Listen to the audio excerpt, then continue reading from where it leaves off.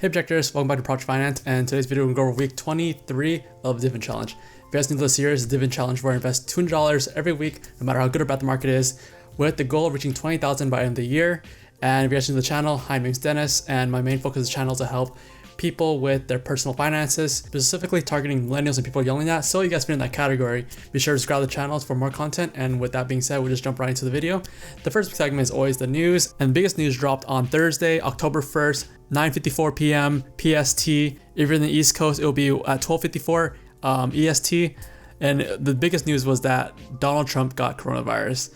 And when I first heard this, I got it through a text message from my friend. I didn't believe it. It was like, what? Like, no way. It's so late in the day that like, how can this happen? It's 1 a.m. over there because he lives in East Coast time. So I was like thinking like, this is fake news. Like, no way he's getting tested so late in the day. And I kind of saw his Twitter feed. I'll just run through you guys. I'll switch the screen over real quick so you can see. He made this tweet here right before his Corona tweet, which is, I'll go into it. It's at 7:44 p.m. So about 2 hours before his post.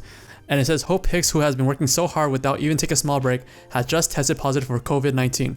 Terrible. The First Lady and I are waiting for our test results. In the meantime, we will begin our quarantine process.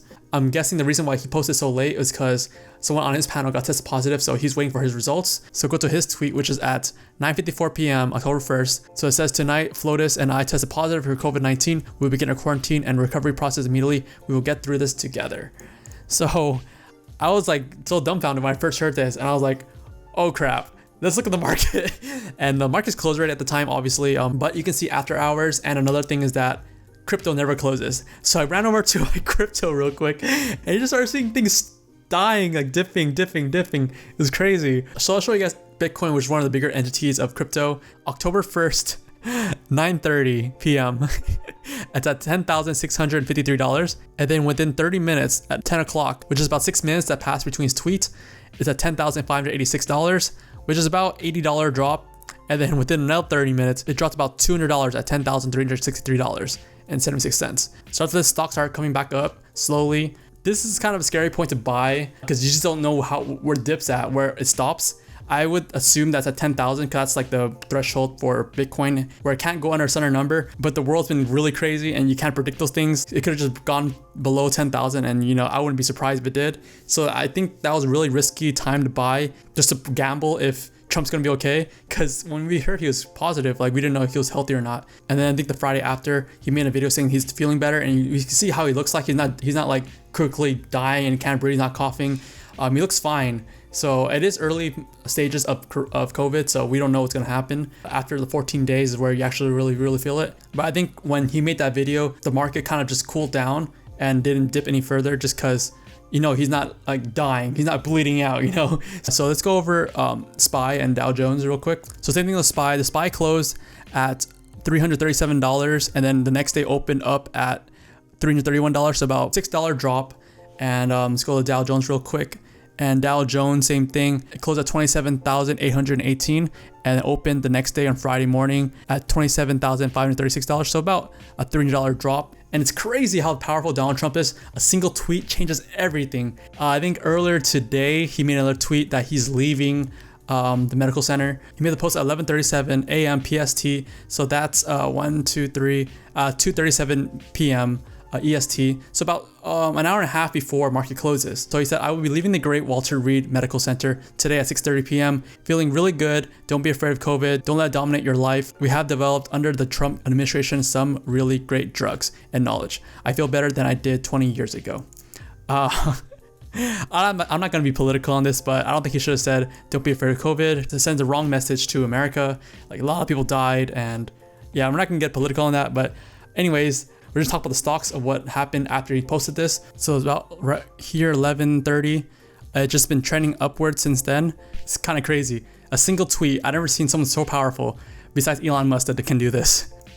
I'll show you guys the video that he made on how he's feeling better.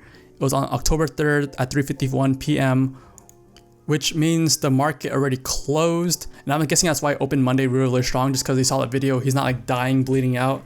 So I guess people felt more comfortable with how he's doing. So if you guys didn't notice, like, the stock market is based off emotion. When you're scared, you sell, and then when you're happy, you buy. Yeah, just how it works, man. It's all emotions. if there's no emotion in this, there'll be no money to be made. I believe Dow and SPY is past the point where it was before he announced anything. Right before he announced it, he was positive. It was at 27.8 and now it's at 28.1. So SPY closed at 337 and now it's at 339. So above when he announced he was positive, which is like insane. I don't get it. People are so confident, I guess. I don't know. If you feel like he's gonna get better, yeah, go for it. Throw money in there because it's only gonna go up from then. If he's like here negative, I think it's gonna skyrocket more.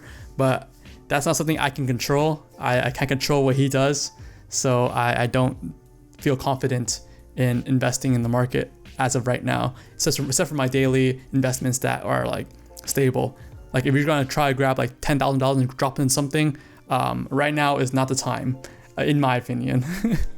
But yeah, that's pretty much it. Crazy news. Let's go to the main event, which is my portfolio. But before we get into it, they got rid of the prefer a friend for extra bonus money.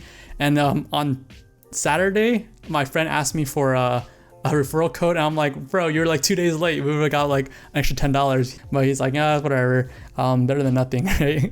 So let's log in here. So last week we were at 16,403. Another $200 would be 16.6. So anything above that would be great. I don't know if it's going to be above. Just looking at the SPY from what we were looking at earlier, it's above what it was before. So I'm guessing it should be above 16.6. But I don't know how my private stocks did, like all my work from home stocks, but we'll see here. I don't think they're too affected by the announcement, just like major stuff. But okay, we're at 16.8. We're above another $200. That's great. I'm guessing it's because of the aggressive ETF high because a lot of that is news based. But let's go to the total value here. So total value is at $16,863.40, up a total of $2,260.90, up 19.1%. Let's go to the first pie, which is aggressive ETF pie. We're total value $8,345.76, up $976.56, up 16.62%. Let's go inside. And the highest is a VWO, emerging markets, at 23.06%. And second place is VB. I think I got a big boost last week. It's at 21.49%, up $210.44. And third place is VOO, which is up 18.78%. Let's look at last week here. And last week, VB grew 4.09%. That's crazy. REITs went up 3.92%. That's a lot. That's a pretty big gain as well. Let's look at all again. REIT is back above 10% now. Yeah, nothing else to say here. Let's go back to the next pie. Next pie is dividend hunting pie. We're at a total value of $4,142.30, up $574.99, up 19.91%. Everything's not over 20% yet. The agency fell last week.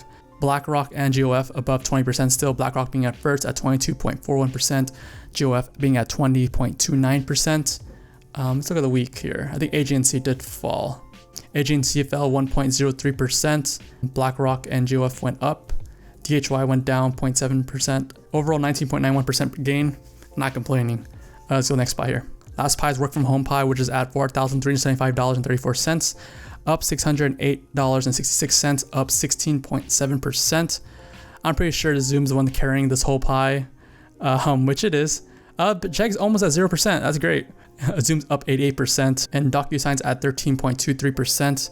Let's go to last week. I think Check went up another 5.61%. If you guys bought it last week or the week before, you guys should be up like 14%, which is pretty insane. 2 weeks ago would be around here, $68.05, and now you're at $74, which is about $6 gain. That's almost a 10% gain. I think Microsoft is also doing pretty well now. It's almost breaking even at 0.35%. This is gonna be a long hold, so it's fine, fluctuating a couple dollars here. 0.35% is almost nothing. So let's go to the activity here. I think we have a lot of dividends that dropped. I got a lot of emails, and yeah, so last week was the 28th. So since then we had a BlackRock dividend of $4.48, a GOF dividend of $9.81, a VNQ dividend of $5.29, which is the real estate one. That's probably why it dipped a couple weeks ago, just because the dividend dropped. VB, same thing with VB. VB dropped as well. I'm guessing because the dividend dropped. We gained another $5.63. And I guess we had enough dividends to buy a stock with it. I believe with M1 Finance, you need at least $20. Let me double check here. It's $25. So you need at least $25 before they'll buy a stock with it. So I guess that's what they did. I had $25.29. They just bought a stock with it. And then I got another dividend with VOO. I got $13.73. And that's kind of a lot. I think it's my biggest dividend here. So that's about 14, and then it's 10. So it's 24 plus 13 is 37. Yeah, $37. So I got about $37 of just dividends, doing kind of nothing. Just putting $200 every week, guys. You don't even have to make videos, just invest $200 every week and then you'll get some free dividends here. And then we got the morning deposit of $200 and then morning trade with 9 buys. That's pretty much it. Let's go to the holdings here. Let's go to the unrealized gains. First place, still Zoom. I don't think this is ever going to get beaten unless Zoom goes bankrupt for whatever reason. I don't think anything's ever going to beat this in first place. Second place is VWO, emerging markets at 16.46%. And next one is BlackRock at 14.52%. Let's go to bottom three. Microsoft, Chegg, and SHY. They're all 3 in the negative, all like under $5. I'm not too worried about those. Slack was a bad one. I shouldn't have bought that, but you live and you learn. So we lost a couple of dollars on those, but these being down like overall less than $5, I'm cool with that. So that's gonna wrap up for today's video. Let me know down below how you guys felt when Trump tested positive. It was like 10 o'clock. I was about to go to sleep, and I was like, I read this. I'm like, no way, this guy's crazy, dude. Like. The first thing I thought was like, it's 1 a.m. over time. Like, what's going on here? Like, this can't be real. And that was like, my friends are trolling me. I had to like go on his official Twitter page and the real Donald Trump. I had to like look it up and like look at multiple media sources and make sure it's real. I was like, this guy get hacked? It's kind of crazy. But anyways, thank you guys so much for watching this video. Be sure to like the video, subscribe to the channel, and ring the notification bell for all the updates. And I'll see you guys next one. Bye.